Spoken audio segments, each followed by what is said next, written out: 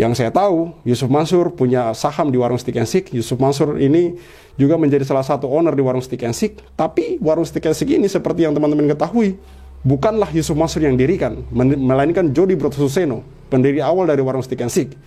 Adapun pernyataan Yusuf Mansur yang secara jelas di tahun 2010 melalui channel YouTube TV One, secara jelas menyatakan di sana bahwa di tahun 2010 Yusuf Mansur bergabung di warung Stick and Seek, dan dugaan saya dia mungkin di sana sebagai investor. Dan dugaan kuat saya dia di sana sebagai investor utama, orang yang kemudian membuat warung Stick and Seek berkembang pesat sepesat hari ini. Pertanyaan terakhir, dari mana duitnya?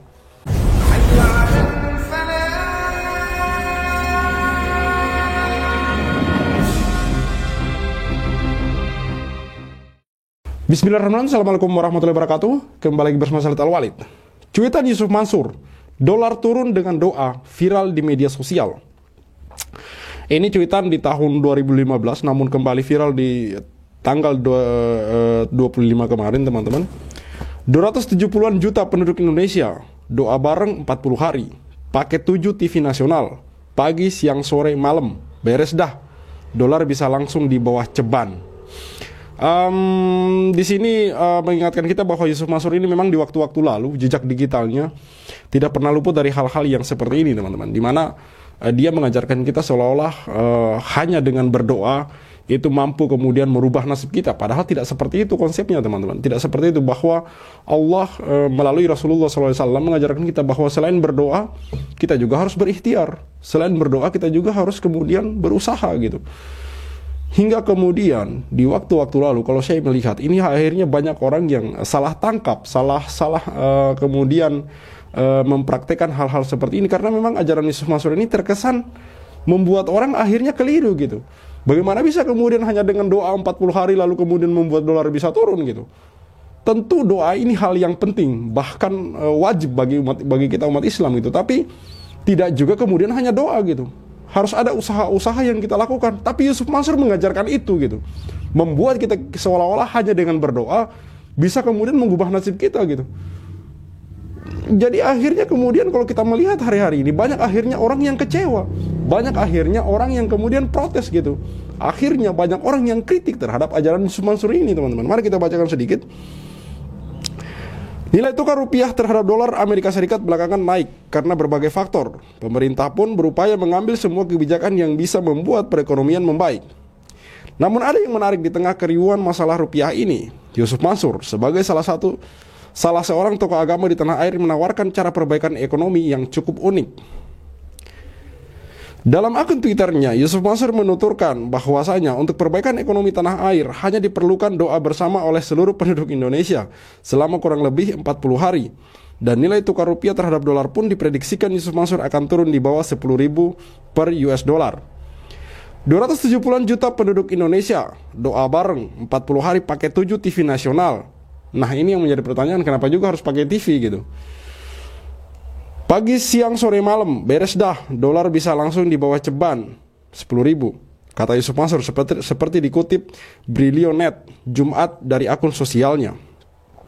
Statement Yusuf Mansur itu pun langsung mendapat komentar beragam dari netizen. Banyak yang mengatakan status Yusuf Mansur tersebut baik namun kurang tepat, seperti yang saya katakan. Akun @paijo misalnya, ia berkomentar bahwa ajakan Yusuf Mansur bagus namun belum realistis. Nyuruh orang berdoa sih bagus, tapi kalau siang malam, pagi sore terus mesti diliput 7 TV nasional, otak saya kok nggak nyanda, maksudnya nggak nyampe, kata Jojo. Ini lagi ada lagi komentar, lah kalau semua pada doa yang nonton 7 TV nasional siapa? Kata akun bernama Dewa Hoya. Tidak hanya komentar, bahkan ada juga yang menjadikan ajakan Yusuf Mansur tersebut sebagai humor semata. 270-an penduduk Indonesia dan 7 TV nasional doa. Bapaknya Wakwaw langsung datang, imbuh @Dewa Hoya. Intinya apa, teman-teman? Intinya bahwa ajaran-ajaran seperti ini sudah seharusnya kita hindari, dan ajaran-ajaran Yusuf Mansur ini khususnya harusnya sudah kemudian kita berpikir bagaimana bisa ada orang seperti Yusuf Mansur yang terkenal sebagai ustadz besar mengajarkan hal-hal seperti ini gitu. Misalnya sedekah 1 juta kembali 10 juta gitu.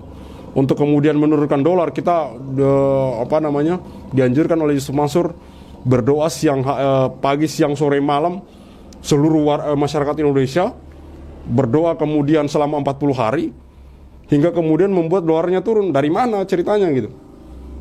Doa itu perlu agar kemudian Allah kemudian mengabulkan keinginan kita, tapi melalui usaha-usaha kita gitu. Mempermudah usaha-usaha kita, bukan kemudian kita berdoa minta uang turun dari langit gitu. Tidak seperti itu caranya teman-teman. Kita berdoa di pagi hari lalu kemudian berangkat kerja mencari rizki. Dari situlah kemudian Allah memberikan kita rizki. Jadi saya rasa kemudian ajaran-ajaran yang diajarkan oleh Yusuf Mansur ini membuat otak kita kecil teman-teman. Membuat cara berpikir kita itu terlalu sederhana gitu. Bahasa kasar mungkin membodohi kita gitu.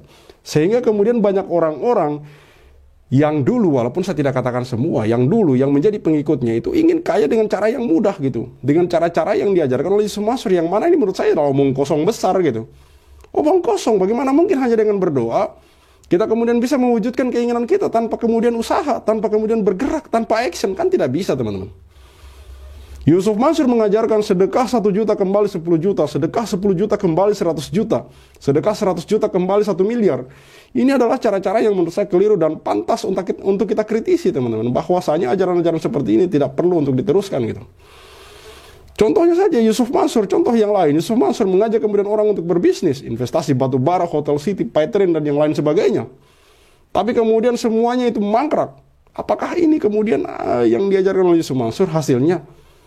Kok dia remeh betul, menyuruh orang untuk kemudian berdoa untuk mencapai tujuannya, sementara dia berbagai usaha bisnis investasi yang dia bangun gagal semua, mangkrak semua.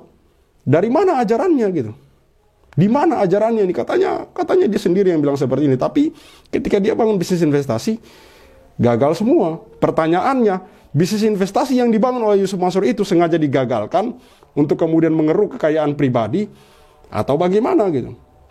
Kok bisa bisnis batu bara gagal, bisnis Paytrain gagal, Umroh Merdeka gagal, tabung tanah gagal, Moyavidi gagal, Hotel City gagal, tapi dia sendiri bisa berinvestasi di warung stick and stick? Itulah yang menjadi pertanyaannya.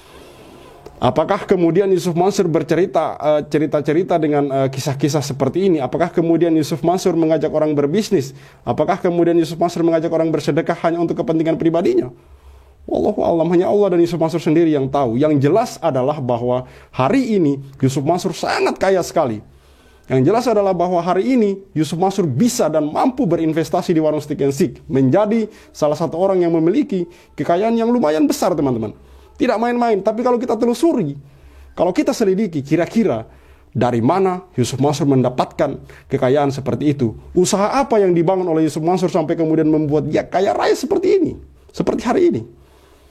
Saya belum menemukan jejak-jejak Yusuf Mansur membangun satu bisnis yang dia bangun dari nol, yang dia bangun dari kecil hingga kemudian besar seperti hari ini, sampai hari ini, hingga kemudian membuat dia kaya raya seperti hari ini teman-teman. Saya belum melihat itu. Yang saya tahu, Yusuf Mansur punya saham di warung stick and stick. Yusuf Mansur ini juga menjadi salah satu owner di warung stick and stick. Tapi warung stick and stick ini seperti yang teman-teman ketahui, bukanlah Yusuf Mansur yang dirikan, melainkan Jody Brotsuseno, pendiri awal dari warung stick and stick. Adapun pernyataan Yusuf Mansur yang secara jelas di tahun 2010 melalui channel YouTube TV One, secara jelas menyatakan di sana bahwa di tahun 2010 Yusuf Mansur bergabung di warung stick and stick. Dan dugaan saya dia mungkin di sana sebagai investor. Dan dugaan kuat saya dia di sana sebagai investor utama. Orang yang kemudian membuat warung stick and stick berkembang pesat sepesat hari ini. Pertanyaan terakhir, dari mana duitnya? Syarif Al-Walid, see you on the next videos. Maka 2010 ketika saya masuk pertama kali ke warung stick and shake, like video jangan di skip, share sampai kena strap, like biar kasusnya di up, komen sampai dia kena strap. Yusuf Mansur punya cerita, katanya punya daku di mana-mana, nyatanya cuma numpang nama, emang dasar gak punya muka. Boykot Yusuf Mansur, bikin bisnis batu bara kau bangkrut, bikin aplikasi Paytrain kau macet, bikin program Umroh Merdeka kau mampet, bikin program tabung tanah kau rungkak, bikin program Moyavidi kau katot, bikin bisnis Hotel City ya bacot, bisnis mandek duitnya dicokot. Boykot Yusuf Mansur. Kalau cari tangga dipikir dulu, ngaku komisaris nyatanya halu. Kalau udah dongeng kayak orang nyabu, ngaku punya pesawat nyatanya malu. Boykot Yusuf Mansur. Maju caleg tapi nggak kepilih. Haha, orang udah pada tahu ngakunya gabung di warung steak. Ya udah kita boykot sekalian biar steak. Boykot warung steak. Boykot warung steak. Boykot warung steak. Kok bisa bangun bisnis saat pandemi? Emang duitnya dari mana? Kalau bukan dari bisnis fiksi, ngajak umat kumpul dana cuma buat merana. Boykot warung steak. Johnny kok cuma diam kayak bot? Apa sih ujuk bikin lu takut? Takut kebongkar, takut kecokot. Hahaha. Bikin bisnis batu bara kok bangkrut. Bikin aplikasi Paytm kok macet. Bikin program umroh merdeka kok mampet. Bikin program tabung tanah kok rungkat. Bikin program Moya Vidi kok gatot. Bikin bisnis hotel city ya bacot. Semua mbak duitnya dicokot. Boykot warung steak. Kalau cerita nggak dipikir dulu, ngaku komisaris Grab nyatanya halu. Kalau udah dongeng kayak orang nyabu, ngaku punya pesawat nyatanya malu. Baju caleg tapi nggak kepilih, haha. Orang udah pada tahu belangnya. Ngakunya gabung di warung steak. Ya udah kita boykot sekalian biar steak. Boykot warung steak. Sorry kok cuma diam kayak bot. Apa sih ujuk bikin lu takut? Takut kebongkar, takut kecokot. Hahaha. Bikin bisnis batu bara kok bangkrut. Bikin aplikasi Paytm kok macet. Bikin program umroh merdeka kok mampet. Bikin program tabung tanah kok rungkat. Bikin program Moya Vidi kok gatot. Bikin bisnis hotel city ya bacot. Semua mbak duitnya dicokot. Boykot warung steak. Kalau cerita nggak dipikir dulu, ngaku komisaris Grab nyatanya halu. Kalau udah dongeng kayak orang nyabu, ngaku punya pesawat nyatanya malu. Maju caleg tapi nggak kepilih, haha. Orang udah pada tahu belangnya. Ngakunya gabung di warung steak. Ya udah kita boykot sekalian biar steak. Boykot warung steak. Stop mampir di sana, stop masuk ke sana, stop makan di sana, stop bikin si ujuk kaya. Boykot warung steak. Bikin Yusuf Mansur ketar-ketir, biar dia mikir, biar dia sadar tanggung jawabnya Mansur. Kami sudah hilang sabar, umat sudah marah besar. Sampai mana kau kabur? Akan terus kami kejar walau sampai lubang kubur. Boykot warung steak. Boykot warung steak.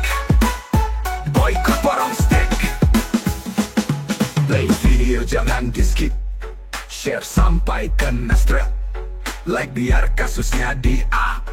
Komen sampai dia kena step. Hahaha.